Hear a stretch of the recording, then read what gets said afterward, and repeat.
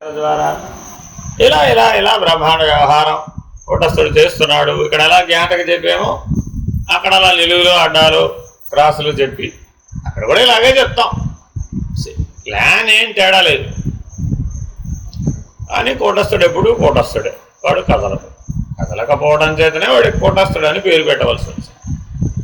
కాబట్టి ఆ కూటస్థ స్థితికి ఎప్పుడైతే నీకు నిలకడ వచ్చిందో ఆజ్ఞాచక్రం నుంచి సహస్రారానికి మారిపోతాడు.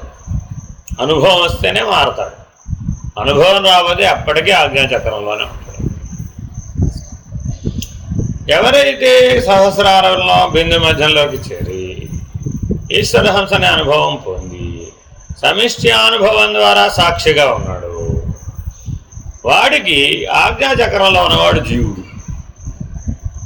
మరి సహస్రారంలో ఉంటున్నట్టుగా అనిపిస్తుంటుంది కదా. దీనికి ఒక ఉపమానం చెప్పారండి. వైకుంఠానికి ఎన్ని ద్వారాలు? ఎందుకు 7 పెట్టారు? 8 పెట్టచ్చుగా. అంటే ఇప్పుడు ఈ షట్చక్రాలు ఉన్నాయి కదా.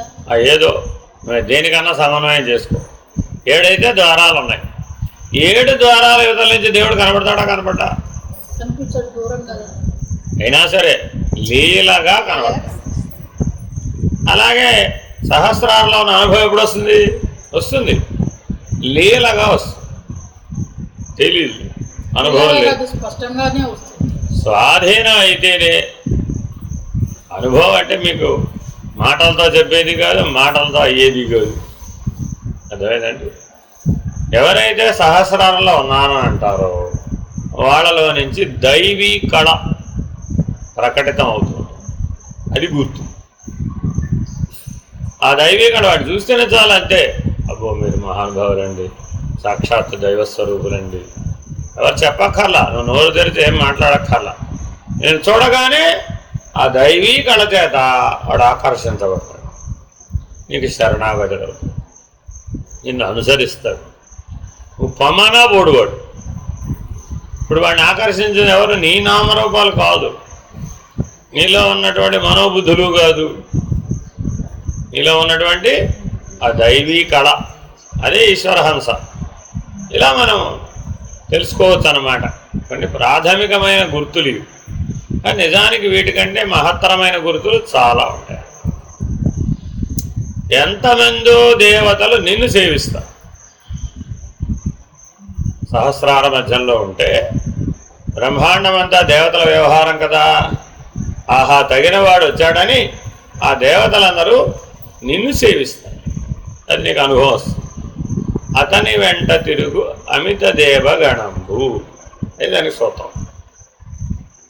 అది నీకు అనుభవం వస్తుంది. మరి ఇప్పుడు ఆ దేవగణం అంతా నిన్ను సేవిస్తూ ఉంటే నీకేమనిపిస్తుంది? ఏమనిపిస్తుంది? ఏమనిపిస్తుంది? దివ్యాహం. ఆహా, నన్ను కదా ఫాలో అవుతున్నారు అనుకున్నాడు. ఎక్కడికి వచ్చేసాడు ఇప్పుడు? ఆజ్ఞ. మళ్ళా ఆజ్ఞలో నిలబడతాడా? ఎందుకని? ఆ దివ్యాహం వస్తే ఇక్కడ జీవుడనే అహంగా మారింది. జీవుడనే అహం రాగానే అధో దృష్టి ఉంటుంది, కానీ ఊర్ధ్వ దృష్టి ఉండదుగా. ప్రేమపాట్ల మళ్ళా అనాహతం పడితే కింద 3ని ఉపయోగిస్తాడా? ఉపయోగించడా? అంటే ఇప్పుడు ఉపయోగిస్తే సాయంత్రం ఎక్కడికి వచ్చేసేటప్పుడు అర్థమైందండి. ఇలా దివ్యాహం వలన సహస్రారం నుంచి మూలాధారానికి పడడానికి రెప్పపాటే పడుతుంది. కాబట్టి చాలా జాగ్రత్తగా ఉంటుంది. ఎన్నో సిద్ధులు వస్తాయి, ఎన్నో శక్తులు వస్తాయి, ఎంతమందో దేవతలు నిన్ను ఆరాధిస్తారు. వాళ్ళందరికంటే నువ్వు ఉత్తమ దైవమని.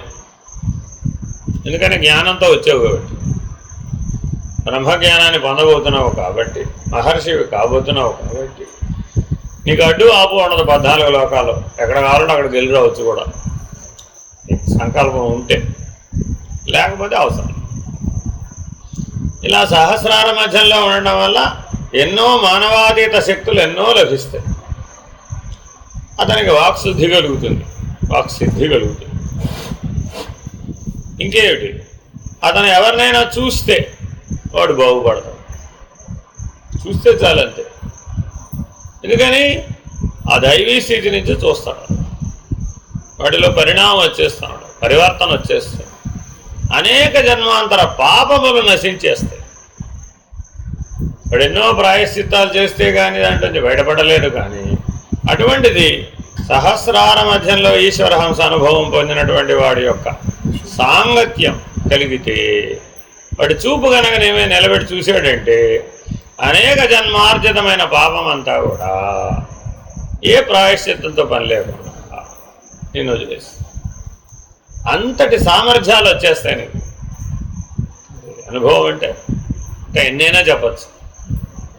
కానీ వీటిని గుర్తించామనుకోండి ఎక్కడ ఉంటాం? ఈశ్వరహంసగానే మిగిలిపోతాడు అంతే. మళ్ళా సహస్రార మధ్యంలో ఉన్న బిందు మధ్యంలోకి రాడు. ఎప్పుడైతే సహస్రార బిందు మధ్యంలోకి చేరతాడో అప్పుడు 3400 ఈశ్వర హంసల్లో 1000 హంసలే సరిపోతాయి. మిగిలిన 2400 అవసరం లేదు. కిందన్న 21,600 అసలే అవసరం లేదు, ఎప్పుడో దాటిసాడు కదా, అవి జీవహంసలు. కాబట్టి ఎన్ని హంసలతో నీ జీవితాన్ని నువ్వు తిప్పుతున్నావు, 24 గంటలు అనే చక్రాన్ని తిప్పుతున్నావు అన్న దాన్ని బట్టి నీ అనుభవ నిర్ణయం. అందుకని స్థాన నిర్ణయం, స్థితి నిర్ణయం, అనుభవ నిర్ణయం అధిగమించడానికి అవసరం. అందుకని మీరు ఏదైనా చెప్పారనుకోండి, కథ చెప్పారనుకోండి, అది వచ్చింది ఇది వచ్చింది అలా అయింది ఇలా అయింది, అప్పుడు అక్కడికి వెళ్ళినప్పుడు అయింది, ఇప్పుడు ఇక్కడికి వచ్చినప్పుడు అయింది, అప్పుడు ఎప్పుడో అయింది, నాకు చిన్నప్పటి నుంచే అయింది, ఇలా ఎన్నో చెప్పారనుకోండి. ఈ కథ విన్నప్పుడు ఏమడుగుతాం? ఇప్పుడు ఎక్కడ ఉన్నావు అంటే ఏ స్థానంలో ఉన్నావు, ఏ స్థితిలో ఉన్నావు, ఏం అధిగమించావు? ఈ 3 ప్రశ్నలు వేస్తాం. 3 ప్రశ్నలు వేయగానే కథ ఆగిపోతుంది ముందు ఫస్ట్. ఎందుకని? ఏ స్థానంలో ఉన్నావు తెలియదండి. ఏ స్థానంలో ఉన్నావో తెలియకపోతే అత్తగారా అమ్మాయి, కోడలు అమ్మాయివే ఎలా తెలుసు? పుట్టింటో ఉన్నావో తెలియాలి. అదైనా కానీ తింటో అంటే కోడలు అమ్మ, పుట్టింటో అంటే అమ్మాయి అమ్మ, స్థాన భేదమే కదా. మరి ఎక్కడో తెలియకపోతే ఏమని చెప్పాలి? నేను కెనాట్ బి ఐడెంటిఫైడ్. అది గుర్తించడానికి వీలు కాదు. అది స్థాన భేదం తెలియదు, స్థితి భేదం తెలిసిందా? పోయి కోడలు ఎందుకు అయ్యావు? అమ్మాయి అమ్మ అవడం కోసమే. అమ్మ అయ్యావా మరి? అప్పుడు కదా స్థితి భేదం మారింది. లేకపోతే ఆ కోడలు అన్నటువంటి పరిణామం ఫలితాన్ని ఇవ్వలేదు. ఆ ఫలితం రాకపోతే స్థితి భేదం రాలేదుగా. మరి ఇప్పుడు పుట్టింటో ఉన్నా అత్తగారింటో ఉన్నా మార్పు రాలేదు, స్థితి భేదం రాలేదు. ఆ స్థానం మారాను కదండి. స్థానం మారితే స్థితి మారలేదు కదా, అలాగే ఉన్నావు కదా. కాబట్టి స్థాన భేదము తెలియాలి, స్థితి భేదము తెలియాలి. మూడోది అనుభవ భేదం. అంటే అర్థం ఏంటి? బాగా పిల్లల చేత నీకేమీ తెలియదని అనిపించుకుంది. ఏం చెప్పారండి? నీకేం తెలియదమ్మా అసలు, బతికేసావు అంతే. ఆ 70 ఏళ్ళు నీకేం తెలియదు. ఓ కంప్యూటర్ తెలియదు, ఓ మొబైల్ తెలియదు, ఓ ఆర్టిఫిషియల్ ఇంటెలిజెన్స్ తెలియదు, ఓ గూగుల్ తెలియదు, ఏం తెలియదు. ఏం తెలుసమ్మా నీకు అంటాడు. ఎవడు వీడు? మానవుడు, పిల్లాడు కాదు, మానవుడు. పాఠం వచ్చిందా రాలేదా? ఇప్పుడు అది అనుభవం అంటే. నమమా నిర్మమా అనే పాఠం రావాలి. నిరహంకార, అది అనుభవ పాఠం అంటే. వచ్చిందనుకోండి ఏమన్నా అటువైపు వెళ్ళవుగా. మీ సందు చివర ఒక ఏమిటది కర్రీ పాయింట్ ఉందండి. వాడు నిన్ను ఎంతో ఆధారంగా పిలుస్తాడు. ఎందుకని?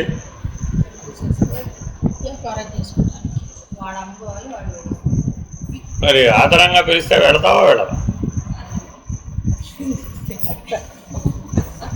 అగౌరవంగా పిలిచాడండి. అప్పుడు అన్యాయం పాడుగాను ఆధారంగా పిలిచి విషం పెడితేనే తీసుకుంటావా? అగౌరవంగా పిలిస్తేనే వెళ్ళవా విషం పుచ్చుకోవడానికి? ఇప్పుడు ప్రధానం ఏమైపోయింది ఇప్పుడు అక్కడ? అహం నిర్మమో నిరహంకార నిర్వికార. నిర్మమో నిరహంకారకి ప్రమాణం ఏమిటి? నిర్వికార నిరంజన. సృష్టితో పని లేకుండా ఆనందంగా ఉన్నాడు. కూటస్థుడుగానే ఉన్నాడు, సృష్టితో పనే లేదు వాడికి అసలు. అప్పుడు ఎన్ని ఎగిరిపోయినాయి? 49 ఎగిరిపోయి.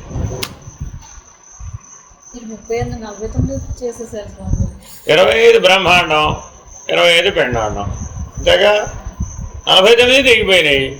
ఒక్క కూటస్థుడే మిగిలిపోయాడు. వాడికి ఏంటి లక్షణాలు? నిర్మమో నిరహంకార నిర్వికార నిరంజన నిర్మోహ. మరి ఇప్పుడు వాడు కదులుతాడా? ఇక కదలడు. ఐదింటికి వ్యతిరేకం అయితే కదులుతాడు. నిర్మోహి కాలేదు, అప్పుడేముంది? మోహం ఉంది. నిర్వికారం అవ్వలేదు, అప్పుడేముంది? వికారిత్వం ఉంది. నిరంజనం అవ్వలేదు, అప్పుడేమైంది? ఆనంద అపేక్ష ఉంది. చివరిదాకా కూడా ఉండదండి సుఖాపేక్ష, నిన్నేం వదిలిపెట్టదు. మృత్యువు కూడా సుఖంగా వెళ్ళిపోవాలి, అనాయాసంగా వెళ్ళిపోవాలి. చాలామంది దగ్గర ఉంటుందండి ఈ కోరిక, అంతా వాడి చేతిలోనే ఉన్నట్టు. ఏమిటి? ఆనందాపేక్ష.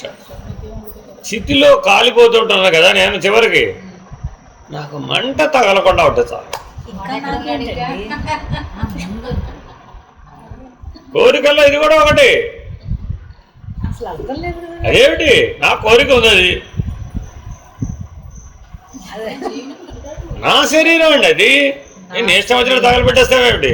సరే పోనీ తగలబెట్టేదనుకో, నాకు మంట ఒక తగలకుండా చూస్తే చాలు. ఏమిటండి భ్రాంతి?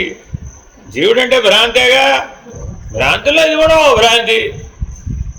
అందుకని పోయిన తర్వాత తన అంత్యక్రియలు ఎలా చేయాలో వీళ్ళ రాస్తారు. పోయిన తర్వాత వాడు ఏం చేశాడో వీడికి ఏం తెలుసు, వీడేమయ్యాడో వాడికి ఏం తెలుసు. ఇదేమిటి? బోల్డ్వి చెప్తా నీకు వీళ్ళనామాల్లో. నా శరీరాన్ని ఫలానా మెడికల్ కాలేజీకి దానం చేయగలరు. నువ్వు పోయిన తర్వాత వాడు ఏం చేయండి? ఎవరికి?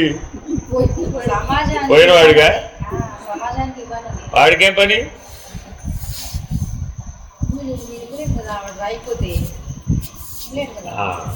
ఇప్పుడు ఏమైపోయింది? నిర్మమో నిరహంకారేనా నిర్వికారేనా నిరంజనేనా నిర్మోహనేనా? నీ చట్టాలతో నాకు పెళ్ళలేదండి ఇక్కడ. పోయినోడికి చట్టమే. నువ్వేదో రాసుకున్నావు ఉన్నాడు కోసం. మనం ఎవరి గురించి మాట్లాడుతున్నావు ఇప్పుడు? శరీరం వదిలేసిన వాడికి నా శరీరాన్ని కాశీలోనే దహనం చేయాలి. మనం దాంట్లో నేను నేర్చుకున్నాం. సో అప్పుడు మరి ఈ 5 లక్షణాలకి సాటిస్ఫై అవుతుందా? కాబట్టి ఎప్పుడు నేను కూటస్థుడుగా ఉన్నాను, నేను ఎప్పుడూ సహస్రారంలో ఉన్నాను అన్న వాళ్ళందరిలో ఏముండాలి నిత్య జీవితంలో? నిర్మమో నిరహంకార నిర్వికార నిరంజన నిర్మోహ. Very very important. ఈ 5 ఎంత ఉండాలి? 100కి 1000 పాటు ఉండాలి. కూటస్థుడంటే 100కి 1000 పాటు ఉండాలండి. 100కి 100 అంటే జ్ఞాతం. అర్థమైందండి? కాబట్టి చాలా జాగ్రత్తగా ఈ జ్ఞాన మార్గం ఏంటంటే అత్యంత సులభం అర్థం చేసుకుంటే. చేసుకోకపోతే చాలా కష్టం. ఏ ఒక్క లక్షణం రాదండి. నువ్వు కనుక ఆచరించకపోతే జ్ఞాన మార్గంలో ఏ ఒక్క లక్షణం రాదు. నాకు తెలుసంటే 100కి 10 మార్కులు కూడా వేయరు. ఇవన్నీ తెలుస్తాయి మీ అందరికీ. మీ అందరికీ పుస్తకాలు చదివితే, గురువాక్యం శ్రవణం చేస్తే, బోధా శ్రవణం చేస్తే, సత్సంగం చేస్తే అన్నిటి తెలిసిపోతాయి. కానీ మీరు ఆచరించకపోతే ఇందులో ఏ ఒక్క లక్షణం రాదు. అవి లేకపోతే నీకు ఆ స్థాన నిర్ణయం, ఆ స్థితి నిర్ణయం, ఆ అనుభవ నిర్ణయం కలగవు. ఈ మూడు లేకుండా అధిగమించడానికి వీలు లేదు. అదేనండి. సో మానవుడి వైపు పుట్టి నువ్వు చేయవలసిన మొదటి పని ఏమిటి? అధిగమించడం. తల్లి గర్భాన్నే దాటలేడండి. పుట్టాడట, పుట్టి గడప దాటలేడండి.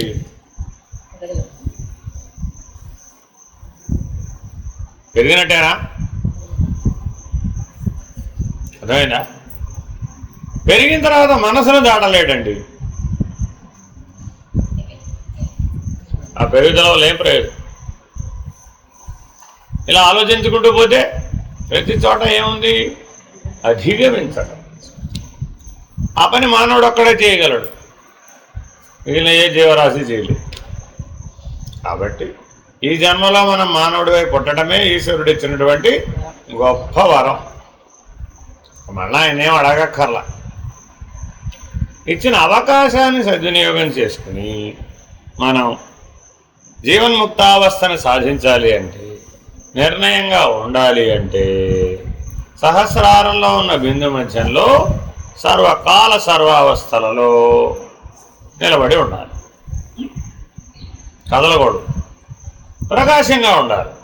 సర్వవ్యాపక ప్రకాశంగా ఉండాలి. ఆ సర్వవ్యాపక ప్రకాశంగా ఉన్నటువంటి నీకు 5 లక్షణాలు ఉన్నాయి. నిర్మమో, నిరహంకార, నిర్వికార, నిరంజన, నిర్మోహ. Very very important. అలా ఉంటేనే ఇది సాధ్యం. మళ్ళీ ఏం చేయాలండి అని అడగండి. ఏం చేయాలండి అంటే ఎక్కడికి రావాలి? ఎక్కడికి రావాలి? మళ్ళా పృథ్వీ పంచకంలోకి రావాలి. చేతంతా ఎవరి పని? కర్మేంద్రియ పంచకం, దాని పని. అర్థమైందండి? పొద్దున్న లేవగానే కాళ్ళు అడుగుతాయట నిన్ను, ఏమిటి సంగతి, ఎక్కడికి పోదాం అని. మేలుకోగానే ఏం చేస్తాయి? ముందు పని చేసేది ఏంటండి? ఎందుకని? కాళ్ళు చల్లబడిపోయినాయండి. కాళ్ళు చల్లబడిపోయినాయి నిద్రలో.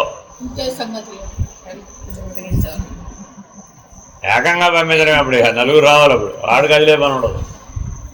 అదేనండి. మరి కాళ్ళు మరి అడుగుతూనే లేదు, ఎక్కడ కదలాలి? అవసరమా కదా మరి? అది చేత అంటే కళ్ళు కదలాలి, కాళ్ళు కదలాలి. కానీ ఏ నిమిత్తం? ఇది ప్రశ్న వేసుకోవాలి. ఏ కదలిక మనలో కదలినా, ఏ స్థాయిలో కదలినా, ఏ స్థానంలో కదలినా, ఏ స్థితిలో కదలినా, ఏ అనుభవం కోసం కదలినా లక్ష్యం ఏమై ఉండాలి? కూటస్థం. అయమేవ నిత్యో కూటస్థ. అదిరా నీ అడ్రస్. సాధారణంగా మనం మీ అడ్రస్ ఎక్కడండి అంటే ఏం చెప్తాం? రాజమండ్రి అండి, విజయవాడ అండి, లేకపోతే బెంగళూరు అండి, ఏదో చెప్తాం. కానీ అడ్రస్ ఏమిటట? నీలో ఉన్న నేనుకి అయమేవ నిత్యో కూటస్థ. అదిదే నీ అడ్రస్. ఇంత ధైర్యంగా, ఇంత భయరహితంగా నేను కూటస్థుడను మాత్రమే మాత్రమే అని 49 వదిలేరు. అప్పుడు అది 51. Very very important. నిన్న కేవలం మీకు పెండాండ పంచీకరణ వరకే చెప్పి ఏం చేసాం? 25 వదిలేసి 26 ఒకటాను. ఇప్పుడు ఏం చేసాం? ఇంకో 25 యాడ్ చేసాం. పెండాండ పంచీకరణ, బ్రహ్మాండ పంచీకరణ యాడ్ చేసాం. యాడ్ చేసేమన్నాం? 49 వదిలేసేవయ్యా, 50లో ఉన్నాను. అది 50 కాదయ్యా, 1. అర్థమైందండి? ఎప్పుడూ ఉంటాయి అవి. బ్రహ్మణోరవ్యక్త అవ్యక్తాన్ మహత్ మహదోర్మహదహంకార అనేది అన్నిటికీ కామన్. అది సామాన్యం. సృష్టికి అవతలది. ఇప్పుడు ఏ కూటస్థుడు అని అంటున్నామో ఆ కూటస్థుడికి పరమైన స్థితిలో ఉన్నాయి. ఇక్కడ దాకా వెళ్తే ఇది ఒకటంటే కదా, ఆ ఒకటి ఎక్కడి నుంచి వచ్చిందో తెలుసుకోవడానికి ఆ ఒకటి మూలాన్ని కనుక్కునే పని అచల సిద్ధాంతం. ముందు ఒకటని తేల్చాలి. అద్వైతంలో కూటస్థుడు, భగవద్గీతలో కూటస్థుడు గురించి అక్కడ ఉంది. అచలోయం సనాతన కూటస్థమచలం ధ్రువం అచలోయం సనాతన అని పరమాత్మ తన గురించి తాను చెప్పుకున్నాడు. నాయన, నేను ఈ సృష్టిలో ఎలా ఉన్నానయ్యా, ఈ బ్రహ్మాండానికి ఎలా ఉన్నానయ్యా, కూటస్థం అచలం ధ్రువం అచలోయం సనాతన అని తనకు తానే తాను అడ్రస్ చెప్పుకున్నాడు. అలా ఎప్పుడైతే నువ్వు ఉన్నావో అప్పుడు జీవాత్మకు అవకాశం లేదు, కేవలం పరమాత్మ మాత్రమే. ఆ నేను పరమాత్మ అన్న దానికి మూలాన్ని వెతకడానికి ఆ పైన పనికి వస్తాయి. ఏమిటవి? బ్రహ్మణోర్ అవ్యక్త అవ్యక్తాన్ మహత్ మహదోర్మహదహంకార మహదహంకారోదాకాశ ఆకాశాద్వాయు వాయోరగ్ని అగ్నయోరాప ఆపయోర్పృథివీ పృథివీయోరోషధి ఓషధియోర్ అన్నం అన్నంయోర్ జీవ. You are the last person in the steps. అందుకని నేను కింద నుంచి ఒకటి అనాల్సి వచ్చింది. ఇది క్రమ సృష్టి. ఈ క్రమ సృష్టిలో చిట్ట చివరి వాడేవాడు? జీవ. మొట్టమొదటి వాడేవాడు? బ్రహ్మం. ఏం చేయాలంటే ఇప్పుడు పూల దండను కలిపేసేయి. దండ ఎప్పుడైంది? ఆ చివర ఈ చివర కలిపేసాం. ఇప్పుడు ఎవరు? జీవో బ్రహ్మైవ నాపరః. ఇదిట భగవంతుడికి దండ వేయడం అంటే. ఆ దండ బోధిస్తోంది ఏమని? ఒక అంచు జీవ, మరొక అంచు బ్రహ్మ. కలిపితేనే కదా దండ. రెండు విడిగా ఉంటే దండ కాదు, మాల. మాల వేరండి, దండ వేరండి. మాల అంటే ఇటు విడిగా ఉంటే మాల, ఇలా కలిపేస్తే దండ. ఆ దండ చివర ఎప్పుడైతే కలిపేసామో అప్పుడు జీవో బ్రహ్మైవ నాపరః. కాబట్టి చాలా జాగ్రత్తగా ఈ జీవన్ముక్తావస్థని అందుకోగలిగే జీవితాన్ని జీవించాలి. కాబట్టి ఈ జ్ఞానమంతా నీలో అవగాహన రూపంలో ముందు ఉండాలి. తర్వాత సాధన, సాధన తర్వాత దర్శనం. డైరెక్ట్గా అవగాహనతో దర్శనం రాదు. ఎంత అవగాహన ఉన్నా సాధన గనక లేకపోతే, ఆచరణ గనక లేకపోతే దర్శనం రాదు. దర్శనం లేకుండా అనుభవం రాదు, అనుభవం లేకుండా నిర్ణయం రాదు, నిర్ణయం లేకుండా అధిగమించడానికి వీలు కాదు. కాబట్టి మిమ్మల్ని ఎప్పటికప్పుడు ఏమడుగుతుంటాం? ఏమంటే ఎక్కడున్నారు అంటాం. ఎక్కడున్నారంటే ఏం చెప్తారు మీరు? రైల్లో ఉన్నానండి, బస్సులో ఉన్నానండి, కారులో ఉన్నానండి.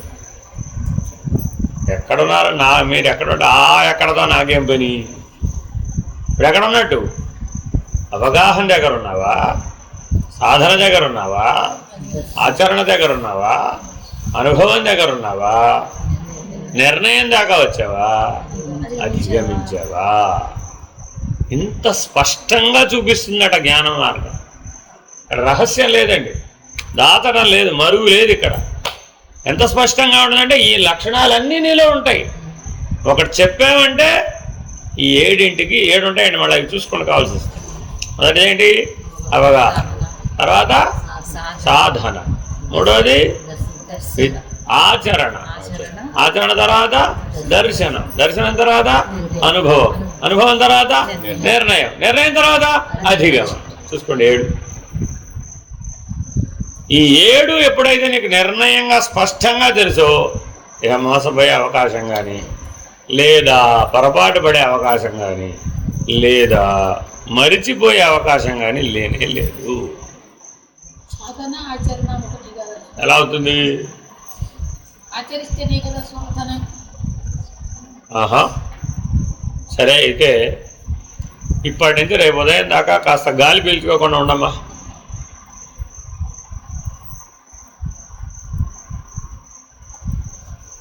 ఏమంటారు? అంటారు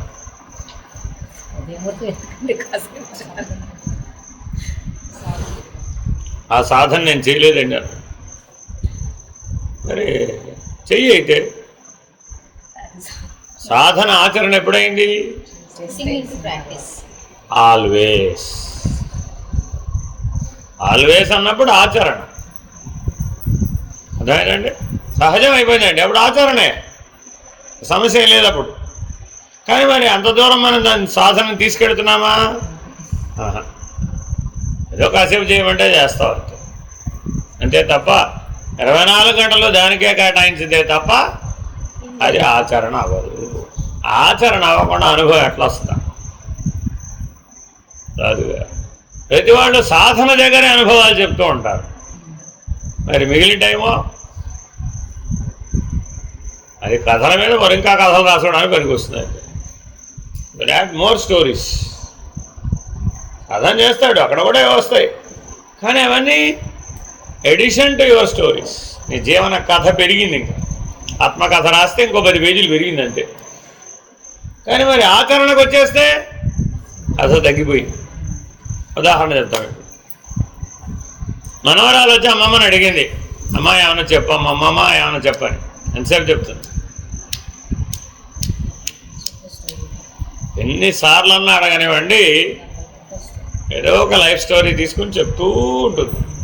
వ్యాస భగవాను 18 పురాణాలు చెప్పినట్టు. ఎందుకని? అమ్మమ్మ గారు, మనవరాలు గారు, అండర్స్టాండ్? మనవరాలు గారు ఇంట్రెస్టెడ్గా వింటూ ఉంటుంది. వాళ్ళ అమ్మాయి వచ్చేది. ఎందుకని? ఆచరణ, ఆచరణే చూస్తుంది అమ్మాయి. మనవరాలు కథ. ఉసిరికాయంత ఊళ్ళో పొట్లకాయంత మనిషి ఉన్నాడని చెప్పావు మనవరాలకి. అబ్బా, ఉసిరికాయంత ఊళ్ళో పొట్లకాయంత మనిషి ఉన్నాడా? ఆ ఊరేది నేను వెళ్ళి చూసి రావాల్సింది. అయితే మనవరాలు అదే కథ మీ అమ్మాయికి చెప్పావు, ఏమంటుంది? నా చిన్నప్పుడు చెప్పావు ఇదే. ఇప్పుడు నాకంతా తెలిసిపోయిన తర్వాత కూడా నువ్వు ఉసిరికాయంత ఊళ్ళో పొట్లకాయంత మనిషి అనే చెప్తున్నావా? ఎంతకాలం చెప్తావు నాకు ఇట్లా భ్రాంతులు? అందుకని ఆచరణ. కాబట్టి ఎంత తేడా ఉంది. కాబట్టి సాధన ఆచరణ, ఆచరణ అనుభవం, అనుభవం నుంచి నిర్ణయం, నిర్ణయం లేకుండా అక్కడ అధిగమిస్తాం. నిర్ణయం తర్వాత అధిగమనం. అధిగమించేసేవండి కింద 6 రోజులు ఏడ్చి అవసరం లేదు కదా నీకు. అసలు 6తో నీకు పనే లేదు. అధిగమించేస్తే అంతే. వాట్ నెక్స్ట్ వచ్చేస్తున్నప్పుడు. కాబట్టి భగవద్గీత అధిగచ్చతి అనే సూత్రాలు అనేకం అందించింది. మరి భగవద్గీత ఏదో చదివేసామా చదవలేదా? పారాయణ చేసేసామా చేయలేదా? వినేసామా లేదా? పట్టుకున్నావా? అక్కడ క్రమం ఉంటుందండి. స్ట్రైట్గా చెప్పడు. ముందు 2 శ్లోకాలు 3 శ్లోకాలు 7 శ్లోకాలు తీసుకుని ఆ క్రమం చెప్పి చివర కంక్లూడ్ చేసేస్తాడు. బ్రహ్మ నిర్వాణముచ్ఛతి.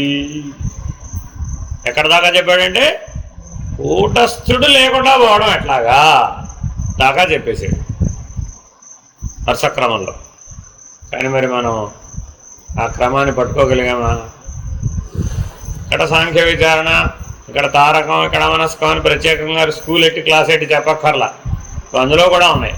కాబట్టి సూత్ర పద్ధతిగా ఉన్నాయి, విస్తారంగా లేవు, సూత్ర పద్ధతిగా. కాబట్టి చాలా ఏ గ్రంథం చదివినా ఉంటాయండి ఇవన్నీ. కాబట్టి చాలా జాగ్రత్తగా గుర్తించాలి వాటిని. మన నిజ జీవితంలో ఈ 7 స్టెప్స్ మర్చిపోకూడదు ఎప్పుడూ కూడా. ఏమిటది? అవగాహన, అవగాహన, సాధన, ఆచరణ, అనుభవం. ఇందులో మధ్యలో ఎక్కడో దర్శనం ఉంది. ఎక్కడుంది?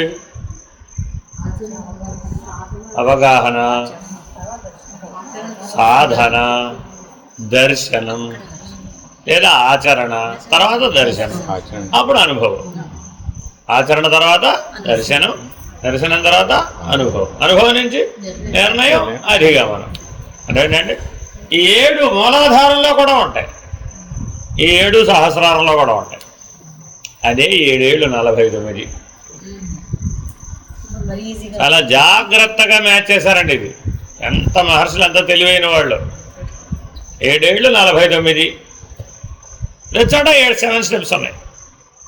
అవే ఇవి 25, అవి 40, 25. ఈ 20 24 ఎక్కడ కొట్టేస్తే ఒకటే, కలిపితే 50. ఎష్టి సమిష్టి కలిపేస్తే 50. కాబట్టి ఇలా జాగ్రత్తగా ఎవరైతే దాడుతారో ఆ బ్రహ్మణోరవ్యక్త అవ్యక్తాన్ మహతు మహదోర్మహదహంకార అనేటటువంటి 4 కూడా మీ బ్రహ్మరంధ్ర స్థానంలో ఉన్నాయి. అక్కడక్కడ ఆకాశంలో ఉన్నాయనుకునేరు, మీ బ్రహ్మరంధ్ర స్థానంలో ఉన్నాయి. ఇక్కడ దాకా వచ్చి అధిగమిస్తే అప్పుడు మీ బిందు స్థానం బ్రహ్మరంధ్రానికి మారుతుంది. ఇప్పుడు హృదయము బిందువు 2 ఒకటే. మొట్టమొదటి బిందు స్థానం హృదయ స్థానం ఎక్కడుంది? అనాహతం, తర్వాత ఆజ్ఞ, ఆ తర్వాత సహస్రారం, ఆ తర్వాత బ్రహ్మరంధ్రం. కాబట్టి ఇప్పుడు బ్రహ్మరంధ్ర స్థానంలో పరమహంసగా ఉన్నాడు.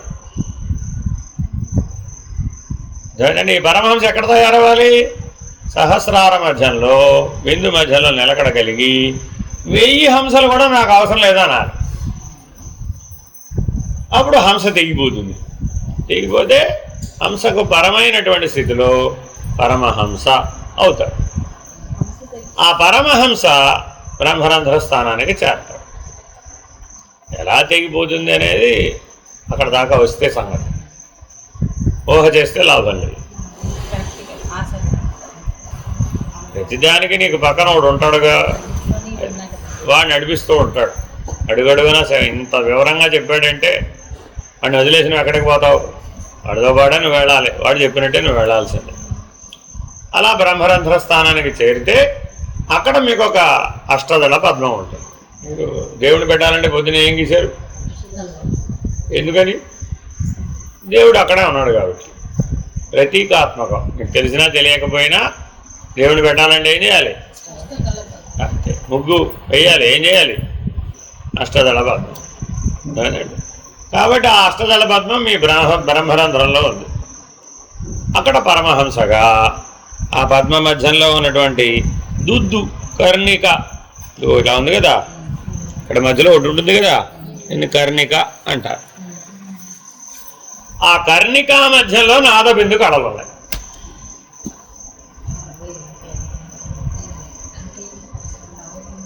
ఆ సృష్టికి ఆధారం నాదబిందు కళలే. ఆ నాదబిందు కళల యొక్క రహస్యం ఎప్పుడు విడిపోతుంది? ఎదుగో ఇక్కడికి చేరితే, ఇక్కడికి చేరి ఆ నాదబిందు కళల రహస్యాన్ని భేదించి పరమాత్మ దర్శనాన్ని పొందగలేను. ఆ పరమాత్మయే బ్రహ్మము. ఎటువంటి బ్రహ్మము?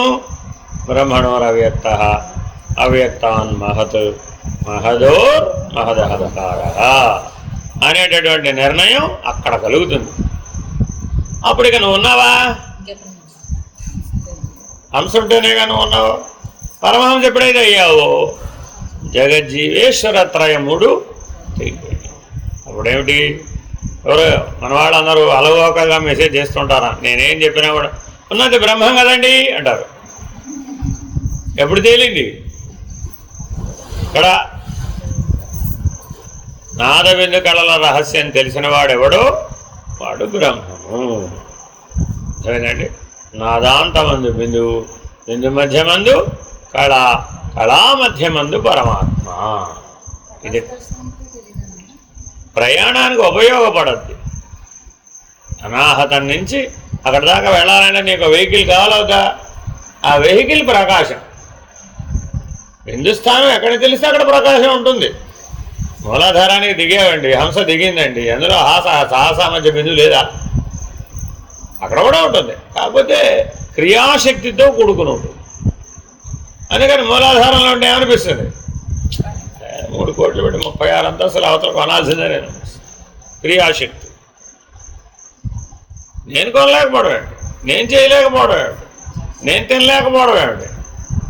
నేను సర్వసమర్థుడను, నేను ఏదైనా చేయగలను.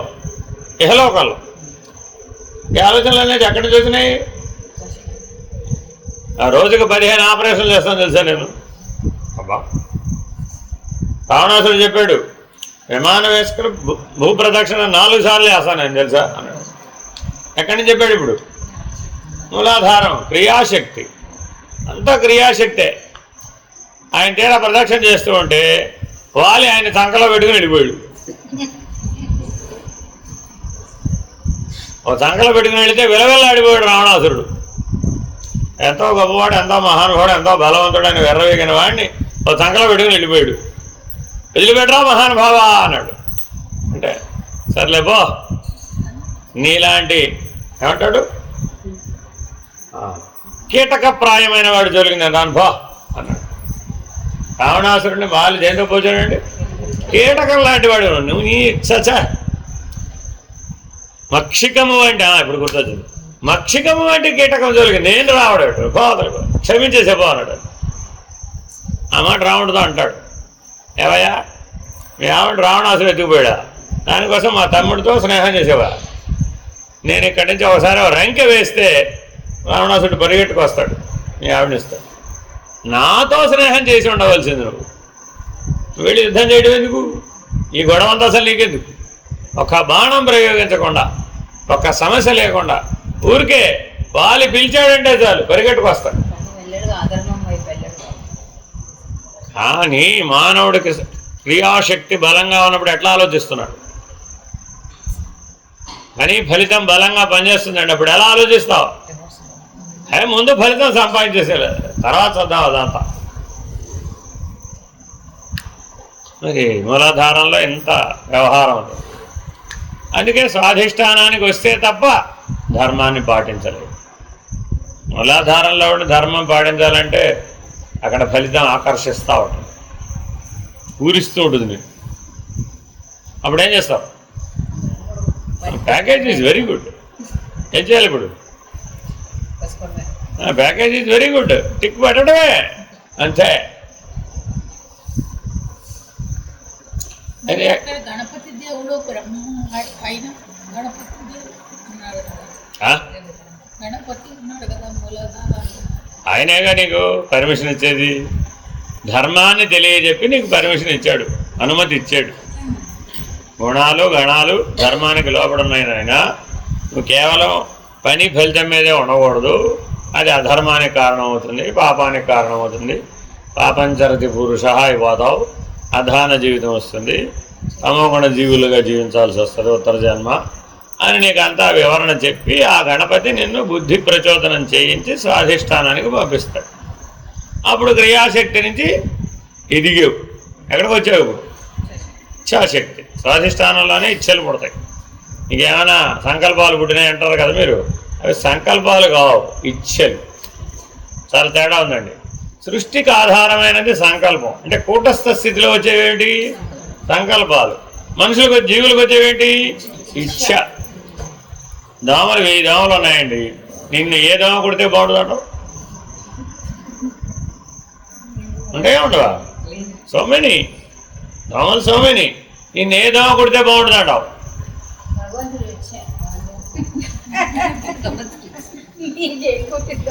లేదండి, నీ ఇచ్చా దోమ ఇచ్చా. ఇప్పుడు ఎందుకని? నిన్ను ఆహారంగా భగవంతుడు నిర్ణయించాడు. వాడికి నువ్వు నిర్ణయించలేదు కదా. అమ్మో నేను దోమలు కొట్టకూడదనే నువ్వు అనుకుంటున్నావు. కానీ నీవు ఆహారంగా దానికి నిర్ణయించబడింది సృష్టి ధర్మం ప్రకారం. మరి ఆ సృష్టి ధర్మం జీవులన్నిటికీ సమానం కదా. అవి దాన్ని తప్పక నెరవేరుస్తాయి కదా. నెరవేర్చినప్పుడు నువ్వేం చేస్తావు? ఈ ప్రమేయం ఏమైనా ఉందా? తూచ్ ప్లీజ్ కొట్టమాకని రిక్వెస్ట్ చేస్తావా? పెద్దలాడతావా? ఏం వర్కౌట్ అవుతుంది దోమ దగ్గర? బ్యాట్ తప్ప. కానీ ఎన్నెన్ని చంపుతావు? అంతే, ఇటుపక్క చంపుతుంటే అటు కుడుతుంది. దానికేముంది? ఏ దోమ ఏదో అర్థమైందండి. పొద్దున్న చూశారు ఎర్లీ మార్నింగ్ మన మస్కిటో నెట్ల పట్టుకుని ఉన్నాయండి. రకరకాల వెరైటీలు ఉన్నాయి. అర్థమైందండి. అందుకని నేను వచ్చినప్పటి నుంచి మస్కిటో నెట్ అంటుంది. ఎందుకంటే మనం ఓపెన్ ప్లేస్లో ఉన్నామండి. చుట్టూ అంతా ఓపెన్ ప్లేస్ కదా. వాటి ఏవో సహజంగా వాటి ధర్మం ప్రకారం వాటి జీవనం వాడికి ఉంటుంది. మనల్ని మనం కాపాడుకోవడం మన ధర్మం. కాబట్టి స్వాధిష్టానం అంతా ఇలాగా ఇచ్ఛలతో ఉంటుంది. Very very important. మరి ఇచ్చ విడవాలా, పైకి వెళ్ళాలంటే క్యారీ చేయాలా?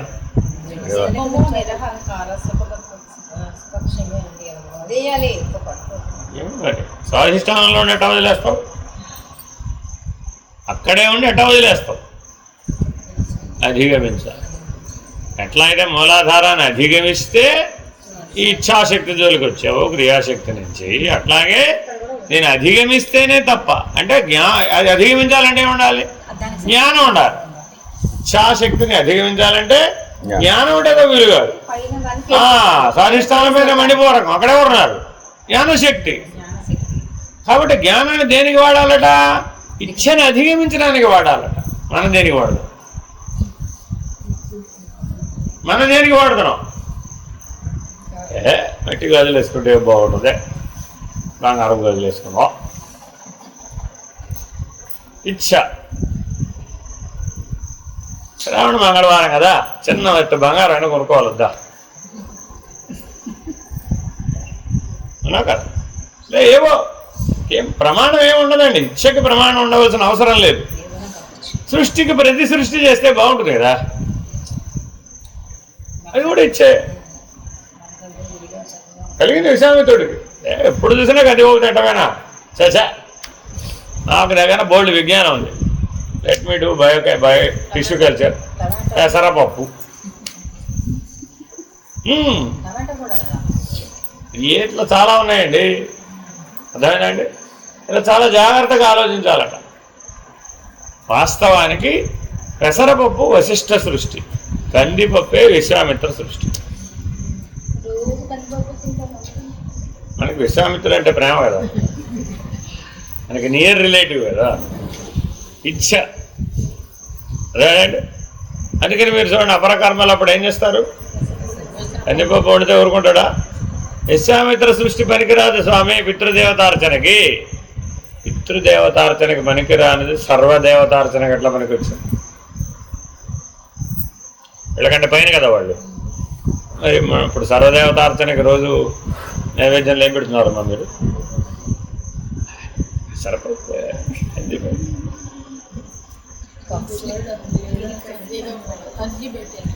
మీకు కావాలంటే చూడండి, డాక్టర్ దగ్గరికి వెళ్తే మీకు అనారోగ్యం వస్తే కందిపప్పు తినమాకమ్మ, పెసరపప్పు. సేమ్ ప్రోటీనే ఉంటుంది, ఈజీలీ డైజెస్టబుల్, చలవ చేస్తుంది, పైత్యం పెరగదు, ఒంట్లో వేడి పెరగదు, శీతోష్ణాలు సమంగా ఉంచుతుంది. కందిపప్పు వాతాన్ని పెంచుతుంది, నీ అనారోగ్యానికి పెంచుతుంది. కాబట్టి ఇప్పుడు తినమాక, బాగా బాగుపడ్డాక 3 నెలలాగా 6 నెలలాగా పుడుతుంది కదా అంట. అది ఎక్కువ తింటే అంతేనండి. ఎక్కువ తింటే ఒక గరిటెడికి ఏమవుతుంది, కానీ మీరు పెసరపప్పు తినేప్పుడు ఒక గరిటెడికి ఆగదు. అంతే. ఎందుకని ఇంకా తింటే బాగుంటుంది అంతే. కాబట్టి స్వాధిష్టానాన్ని అధిగమించాలి వద్దా? మరి ఇప్పుడు ఇవన్నీ స్వాధిష్టానమే మొత్తం. అసలు మానవ జీవితం జనన నుంచి మరణం దాకా ఏమిటంటే స్వాధిష్టానం. ఎవరైతే జ్ఞాన ప్రచోదనం పొంది మణిపూరకంలోకి చేరతారో అదే అమ్మవారి దయ, అదే లలితా సహస్రనామం, అదే మణిపురంలో ప్రవేశించడం, అదే ఆ ఇచ్ఛాక్రియ జ్ఞానశక్తులు లలితా పరమేశ్వరికి వింజామలు ఇస్తున్నాయి. ఆ చిత్రం యొక్క వ్యవహారం ఇది. అలా ఎందుకు పెట్టాడు? ఆ మూడింటిని దాడితేనే లలితా పరమేశ్వరి యొక్క అనుగ్రహం పొందేది. ఎందుకని? సేవకులకు లొంగిపోతే యజమాని దాకా వెళ్ళడానికి వీలవుతుందా? అవ్వదు కదా. ఆవిడెవరు? ఆద్యశక్తి. ఆవిడ అక్కడ ఉంది, అనాహతం. ఎందుకంటే ఇప్పుడు కాబట్టి జ్ఞానశక్తితో ఈ కేంద్రాన్ని అధిగమిస్తే, ఆ జ్ఞానశక్తిని అధిగమించాలంటే ఆదిశక్తి దాన్ని పొందాలన్నమాట. అప్పుడే అది వీలవుతుంది. అంటే అక్కడ మీ 3 కలిసిపోయినాయి అన్నమాట, విడిగా లేవు. ఇచ్ఛాక్రియా జ్ఞానశక్తులు అనే విభజన లేదు ఆద్యశక్తిలో, అని కలిసిపోయాయి. త్రిపుటి కలిసిపోయింది. ఇప్పుడు త్రిపుటి ఏకమైనప్పుడు బిందువు ఏర్పడుతుందా? ఏర్పడదా? ఆ ఊమా ఓంకారం ఏర్పడిందా లేదా? మరి ఇప్పుడు ఆ బిందువు ఎక్కడుంది? అనాహతంలో. ఏ చక్రంలో పడితే అక్కడే ఉంది. హంస ఎక్కడ తిరిగితే అక్కడ మరి హంసను ఆధారం చేసుకునే బిందువు ప్రయాణిస్తుంది, బిందువును ఆధారం చేసుకునే ప్రకాశం ప్రయాణిస్తుంది. కాబట్టి అది నీకు వాహకం. వాహకం లేకపోతే నువ్వు కదలవు కదా. వాహనం లేకపోతే ఎట్లా ట్రావెల్ చేస్తావు? పరమహంసకి ఏం తెగిపోయింది? హంస తెగిపోయింది కేవలంగా. అది కేవలం అంటే కేవల స్థితిలో పరమాత్మ బ్రహ్మము నిర్ణయం అయితే కైవల్యం.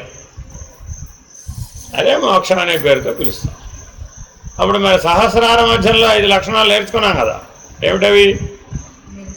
నిర్మమో నిరహంకార, నిర్వికార, నిరంజన, నిర్మోహ. అదేనండి. అలాగే పరబ్రహ్మం అనే నిర్ణయం, బ్రహ్మరంధ్ర మధ్యస్థానంలో పరబ్రహ్మం అనే నిర్ణయానికి వచ్చినప్పుడు ఇక్కడ కూడా ఇలాగే నకార ప్రత్యయంతో 3 ఉంటాయి అక్కడ. సో మెనీ, అవన్నీ పరబ్రహ్మమే. కాబట్టి ఈ లక్షణాలతో కూడినటువంటి జీవితం ఉండాలి మీకు. ఇంత స్పష్టంగా ఉండాలండి. ఆ స్పష్టత లేకపోతే నిర్ణయం చేయడానికి వీలు, అధిగమించడానికి అసలేదు.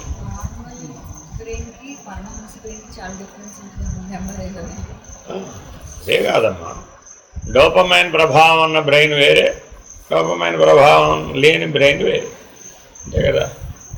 మరి ఇప్పుడు వేవ్ లెంగ్త్లు మారిపోవటంలో ఆల్ఫా బీటా గామా తేటా ఆ వైబ్రేషన్స్ ఉంటేనే కదా. హంస లేనప్పుడు వైబ్రేషన్స్ ఏముండవు, జీరో వచ్చేస్తుంది. అప్పుడు ఏముండదు,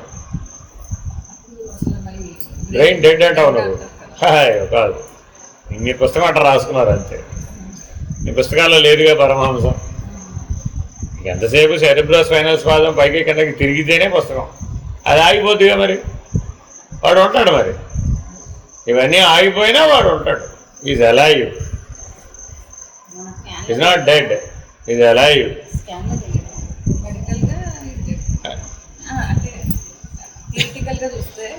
పుస్తకాల్లో రాసుకుని సత్యం పెట్టావు. It's not correct. Is alive, first alive and is beyond. అంతేగాని వాడికి తగిన పేర్లు మీ దగ్గర లేవు. అది సో అర్థమైందండి. సో ఇలా మీ జీవితాన్ని బాగా స్టెప్ బై స్టెప్ నిర్మించాలన్నమాట. ఇది అంతర్ముఖ ప్రయాణం. నా గొడవ ఎంతసేపు ఎందుకు ఏం చెప్తున్నాను? లేదా అంతర్ముఖం అంటున్నారు కదా. అంతర్ముఖం అంటే దీన్ని అంతర్ముఖం అంటారు. ఇప్పటి వరకు మీరు అంతర్ముఖం దేని అనుకున్నారు? ఆ దిండు నాది కాదు, ఈ దుప్పటి నాది కాదు, ఈ మంచం నాది కాదు అనుకుంటే నేను అంతర్ముఖమే.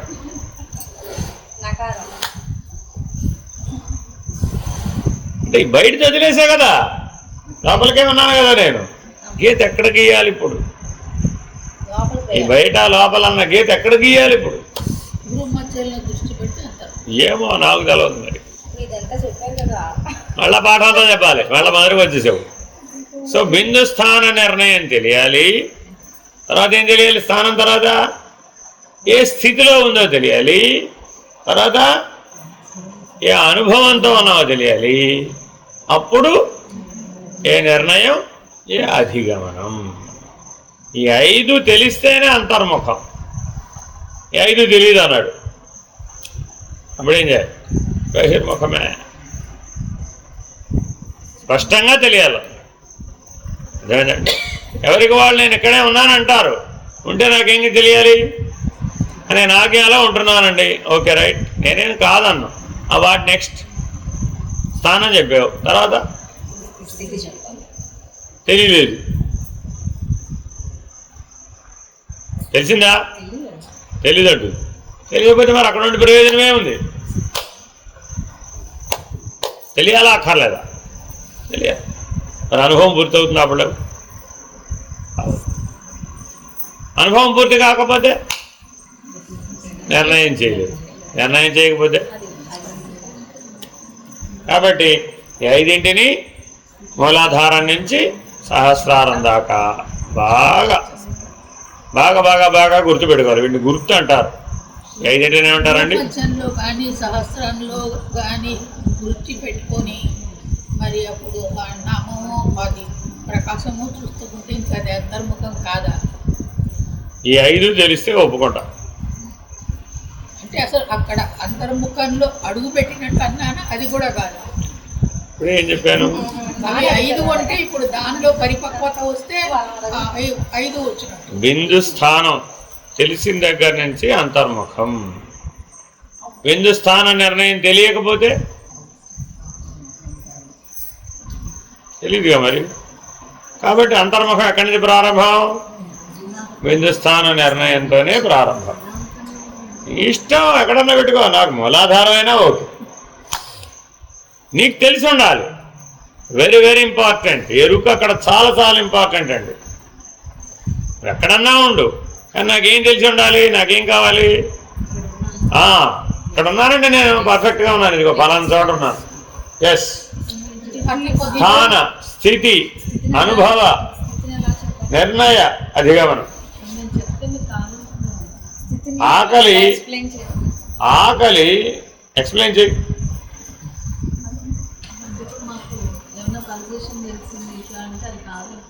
ఆకలి ఎక్స్ప్లెయిన్ చేయి. స్థితిగా. నిద్రను ఎక్స్ప్లెయిన్ చేయి. అనుభూతి అయితే చెప్తావని అర్థం. అనుభూతి అవ్వకుండా చెప్పడానికి ట్రై చేస్తున్నావు, అప్పుడు చెప్పలేవు. అంటే అర్థం ఏమిటి? ఫిజికల్ లెవెల్ పల్సేషన్స్, సెన్సేషన్స్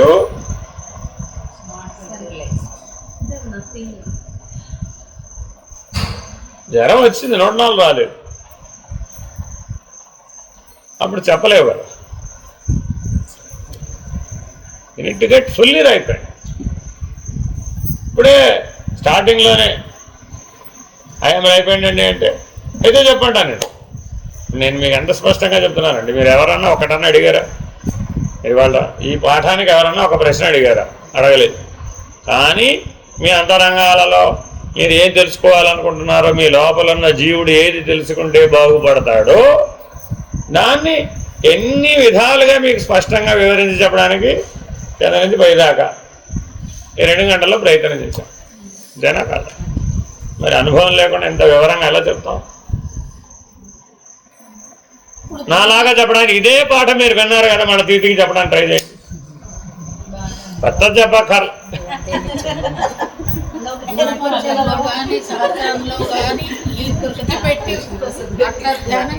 అది అసలు సరైన పద్ధతినే కాదు. ఏమంటావు? భూమధ్యంలో కానీ శాస్త్రాలలో కానీ అక్కడ మన ఇష్ట దైవం కానీ పరమాత్మ ఉన్నాడు అని దృష్టి పెట్టి ఉండడం కానీ ప్రకాశం చూస్తూ ఉండడం కానీ అది సరైన పద్ధతేనా కాదా? సరైన పద్ధతే, నో డౌట్. మార్గం కరెక్టే. ఆ మార్గం ఎక్కడికి దారి తీయాలి? అనుభవానికి దారి తీయాలి. ఏమో నాకు తెలియదు మరి. అనుభవం ఎట్లా వస్తుంది? ఉండగా రావచ్చు. ఎక్కడ? ఏదో ఒక స్థానంలో. ఆ స్థానంలో ఉండగా అంటే స్థితేగా. కాబట్టి స్థానము, స్థితి, అనుభవం, తర్వాత నిర్ణయం మధ్యలో అది మీది. మీ సంగతే మీకు తెలుసండి ఇవన్నీ. కాకపోతే మీకు క్లారిటీ లేదంతే. దేని తర్వాత ఏదో తెలియదు అంతే. కలగా పలగం, పులిహార దద్దోజనం కలుపు తినేసేయడం అంతే. వీలైతే పరవానం కూడా కలుపు తినేసేయండి. అప్పుడు మరి ఏమంటారు? జీవనముక్తుడని కూడా అనొచ్చు. ఎందుకంటే భేదం లేదు కాబట్టి. ఏమీ చేయని వాడు కూడా అయి ఉండొచ్చు. చిన్నపిల్లాడికి 3 పెట్టామండి, ఏం చేస్తాడు వాడు? 3 కలుపు తినేస్తాడు. హరి ఓం. శ్రీ గురుభ్యో నమః. ఓం శాంతి శాంతి శాంతి.